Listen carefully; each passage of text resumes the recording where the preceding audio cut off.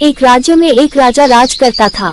वह एक शानदार महल में रहता था जो कीमती पत्थरों से बना था और जिसमें तरह तरह की नक्काशियां की हुई थी।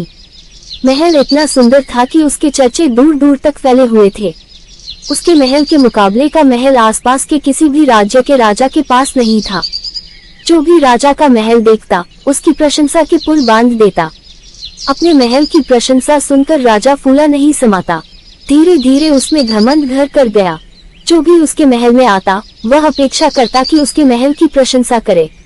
यदि कोई उसके महल की प्रशंसा नहीं करता तो उसे बुरा लग जाता था। एक बार एक साधु उसके दरबार में आया। साधु से शास्त्र ज्ञान लेने के बाद राजा ने उससे कहा, गुरुवर, आज की रात आप यहीं ठहरे, मैं आपके रुकने की व्यवस्था करवाता हूँ। साधु ने स्वीकृति देते हुए उत्तर दिया, राजन, इस सराय में मैं अवश्य ठहरूंगा। अपने महल को सराय कहे जाने पर राजा के अहंकार को चोट लगी। वह आग बबूला होकर बोला, गुरुवर, आप इस महल को सराय कह इसका अपमान कर रहे हैं। ऐसा महल दूर दूर तक ढूंढने पर भी आपको नहीं मिलेगा। यहाँ ठहरना आपका सौभाग्य होगा, अन्यथा दर दर भटकने वाले साधु के भाग्य में तो एक टूटी फूटी कुटिया भी नहीं होती। कृपया आप अपने शब्द वापस लीजिए।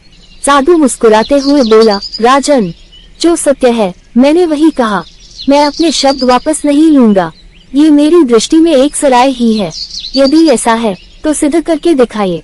राजा ने साधु को चुनौती दी। ठीक है, मेरे एक प्रश्न का उत्तर दो। साधु ने कहा, पूछिए। आपसे पहले ये महल किसका था? मेरे पिताश्री का। उसके पहले उनके पिताश्री अर्थात मेरे दादाश्री का।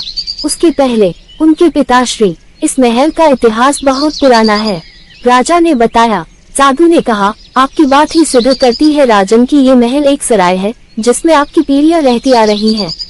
आपके दादाश्री भी रहे, उसके बाद आपके पिताश्री, फिर उन्हें इसे छोड़कर जाना पड़ा। ठीक वैसे ही जैसे सराय में कुछ दिन रहने के बाद उसे छोड़कर जाना पड़ता है। आप भी एक दिन इस सराय को छोड़कर चले जाएंगे, तो फिर इसका इतना घमंड क्यों? साधु की बात सुनकर राजा बहुत प्रभावित हुआ। उसकी आंखों पर पड़ा घमंड का पर्दा उठ गया। वह हाथ जोड़कर साधु से बोला, गुरुवर, आपने आज सत्य से मेरा सामना करवाया। अब तक मैं अपने अहम में डूबा हुआ था, मुझे क्षमा कर दे। साधु ने राजा की क्षमा किया और उस रात महल में रुककर अगले दिन वहां से प्रस्थान कर लिया। ये दुनिया एक सराय की तरह है जहां लोग आते हैं और कुछ दिन रहने के बाद चले जाते हैं। यहाँ से आप कुछ भी लेकर नहीं जाएंगे, लेकिन यदि आप कुछ देकर गए तो सदा इस दुनिया में आपका नाम अमर रहेगा।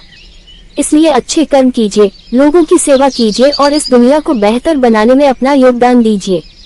ये कहानी कैसे लगी हमें कमेंट करके अवश्य बताएं। अगर आप चैनल पर नए आए हैं तो चैनल को सब्सक्राइब करें, वीडियो को लाइक करें।